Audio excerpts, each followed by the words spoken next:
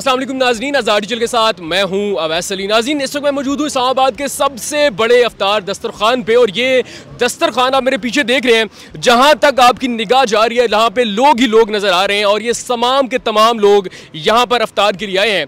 ये दस्तरखान सजाया जाता है उन लोगों के लिए जो आपका और मेरा पूरा साल ख्याल रखते हैं, हमारी हिफाजत करते हैं, यानी कि सिक्योरिटी गार्ड्स। और ये है उन लोगों के लिए जो यहाँ पर आते हैं अपने मरीजों का इलाज करवाने के लिए, वो अटेंडेंट जो नूरी हॉस्पिटल और पेम्स हॉस्पिटल में आते हैं, लेकिन उनके पास अफ्तार के लिए और सहर के लिए कोई मुनासिब बंदोबस्त नहीं होता। तो मोहम्मद शुएब साहब पिछले 20 साल से ऐसे लोगों के लिए यहाँ पर अफ्तारी का बंदोबस्त कर रहे हैं, और पिछले 7 साल से ऐसे लोगों के लिए सहरी का बंदोबस्त कर रहे हैं। मेन्यू क्या होता है, अखराजात कितने होते हैं, किस चीज़ ने उनको मोटिवेट किया, मोहम्मद शुएब से जानते हैं। अस्सलाम वालेकुम।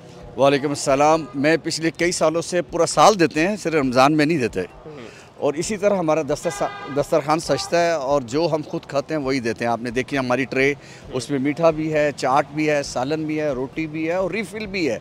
जितना मर्ज़ी खाएं, जितनी मर्ज़ी रोटियां खाएं। ये भी हमारा इसी तरह सहरी होती है, इसी तरह अफ्तारी होती है। ये पिछले कई सालों से इसी तरह चल रहा हूँ। मैंने तो अल्लाह के साथ कारोबार किया है। अच्छा शुएब भाई, देखें, कोई भी काम होता है, किसी चीज़ का भी हम आगाज़ करते हैं तो कोई ना कोई एक वजह बनती है, कोई मोटिवेशन होती है। आपको किस चीज़ ने मोटिवेट किया कि आप इस काम की तरफ आएँ? जिस बंदे ने खुद भूख बहुत करीब से देखी हो तो उसको भूख का एहसास होता है।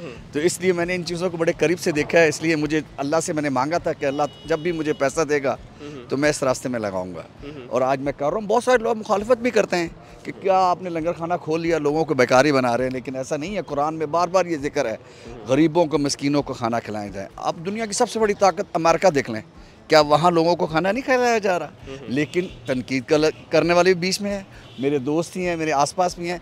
लेकिन ये मैं अल्लाह के फजल से चलाए जा रहा हूँ। मैं लोगों की बात नहीं सुनता, क्योंकि मैंने उसको राज़ी करना है। वो राज़ी हो गया, दुनिया भी समझ जाएगी और आखिरत भी।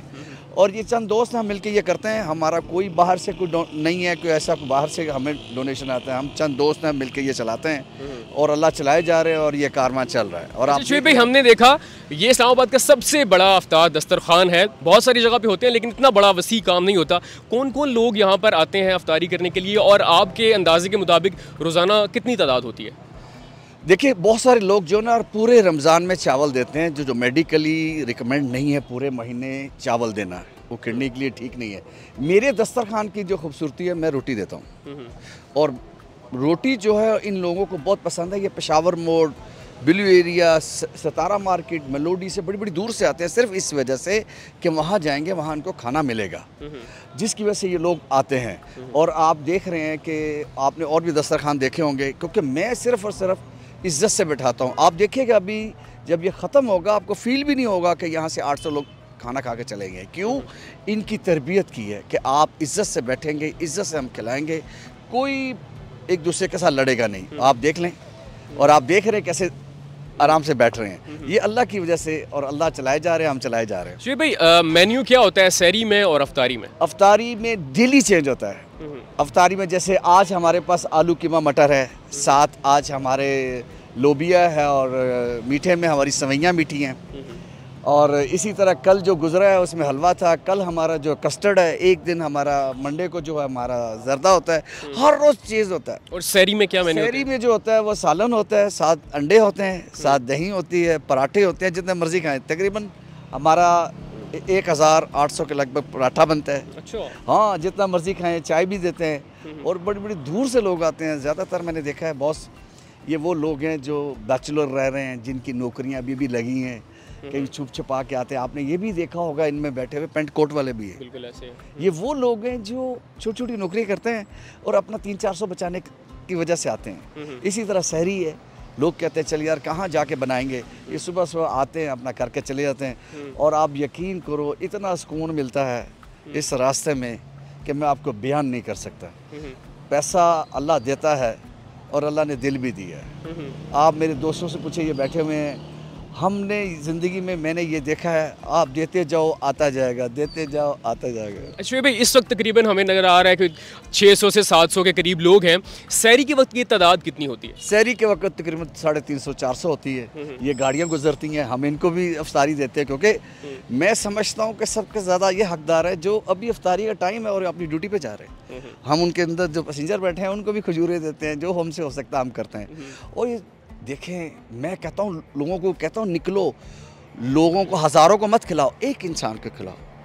मस्जिदों में जाओ, मैं आज से 20 साल पहले की बात करता हूँ, शायद आप तो बहुत छोटे होंगे, कि लोग मस्जिदों का बात करते थे, सहरियाँ होती थी, अफ्तारियाँ होती थी, बड़ा मज़ा आता था। लेकिन वो चीज़ें अब आहिस्ता आहिस्ता ख़त्म हो गई, महंगाई इस कदर हो गई ना। अच्छा शोएब भाई, एक चीज़ बताइएगा, 800 लोग कह देना बड़ा आसान है कि 800 लोग रोज़ाना अफ्तारी करते हैं, अखराजात कितने होते हैं, किस तरह मैनेज करते हैं? तकरीबन 80,000 से 1 लाख तक डेली खर्चा पर है। डे? हाँ, यस। और आपको पता, रूह अफ़ज़ा है, खजूरें हैं, रोटी है, गरम, हर चीज़ है, तो इतना खर्चा आ जाता है। ये अल्लाह की तरफ से बहुत, मैं कहता हूँ इस महंगाई के दौर में कोई खुशी से ज़मीन पे बैठ के खाना नहीं खाता, ये बड़ी दूर से आते हैं, ये अल्लाह के मेहमान हैं, हम किसी को भी एक नवाला नहीं खिला सकते, ये उसकी मेहरबानी है, वो हमसे काम ले रहा है। आप यकीन करो, बड़े बड़े मजबूर लोग हैं यहाँ, जिनके पास किराया नहीं है, ये गार्डों की क्या सैलरी होती है यार। आप ये बाइकर को देखो, ये कितना कमाते होंगे, ये अपने घर बाल बच्चे छोड़ के आए, यकीन करें। और आम दिनों में हम रमज़ान के अलावा इनकी लाइटें और इनकी तमाम चीज़ें भी ठीक करते हैं फ्री। हमारा यहाँ मैकेनिक बैठता है, हम उनकी ये बाइकें सही करते हैं। और मैं यहाँ पर ऑनलाइन पूरी दुनिया में स्किन का ट्रीटमेंट करता हूँ। ये एक्जिमा 40 साल पुराना हो, 3 दिन में ख़त्म हो जाएगा। पाइल्स का एक कैप्सूल देता हूँ और अल्लाह के फजल से ठीक हो जाती है। अच्छा, जैसे जैसे ये कहानी खुलती जा रही है, आप बड़े मज़ेदार आदमी निकल रहे हैं अंदर से।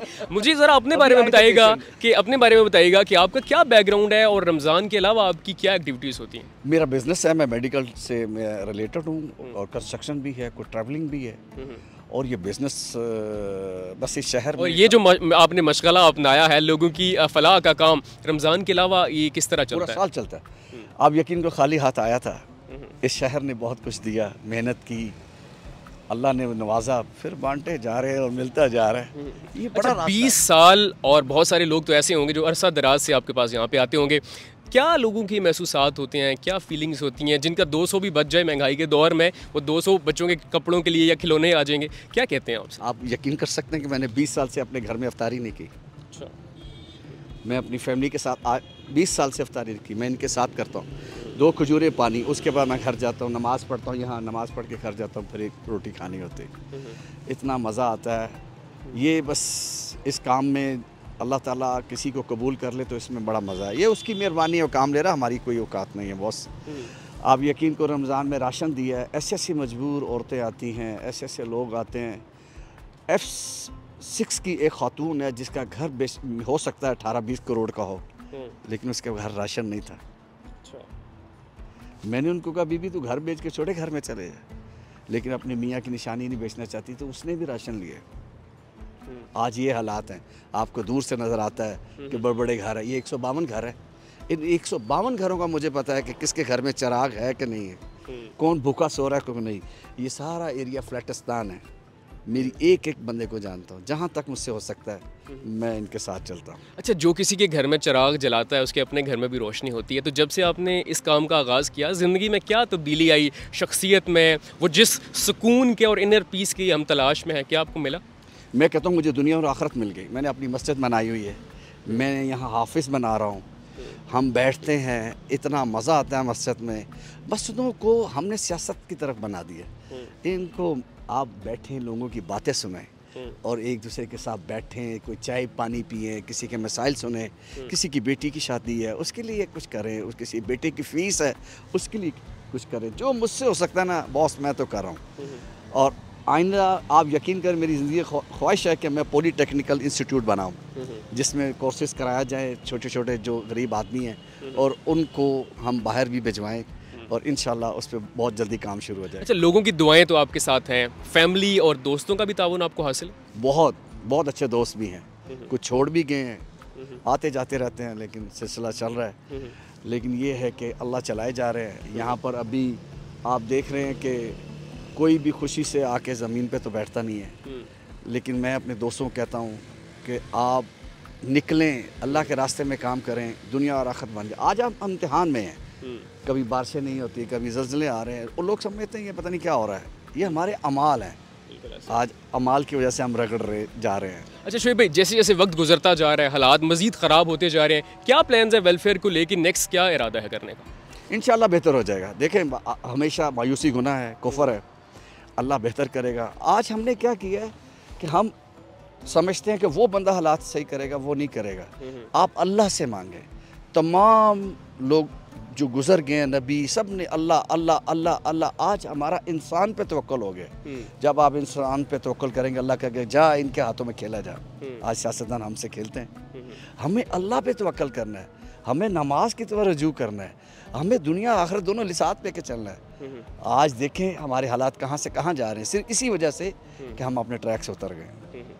सो नाज़रीन, कहते हैं ना कि अंधेरे का हर वक्त आपने शिकवा करने से बेहतर है कि अपने हिस्से का कोई दिया, कोई चिराग जलाएं। मोहम्मद शुएब ने 20 साल पहले एक चिराग जलाया, आज उसकी रोशनी आप देख रहे हैं। तहद्दे निगाह लोग ही लोग हैं, ये वो सफ़ेद पोश लोग हैं जो लोगों से शिकवा नहीं करते, हाथ नहीं फैलाते, लेकिन यहाँ पे आके चुपके से इफ्तारी करते हैं, सैरी करते हैं, चले जाते हैं। और इस रमज़ान बहुत सारे लोग हमें ऐसे मिले जो इस तरह का सबक देते हैं। तो आपने इस रमज़ान क्या सीखा और किस तरह लोगों की आसानी के लिए काम किया? कमेंट सेक्शन में अपनी राय लाजमी दीजिएगा। अपना बहुत सारा ख्याल रखिएगा।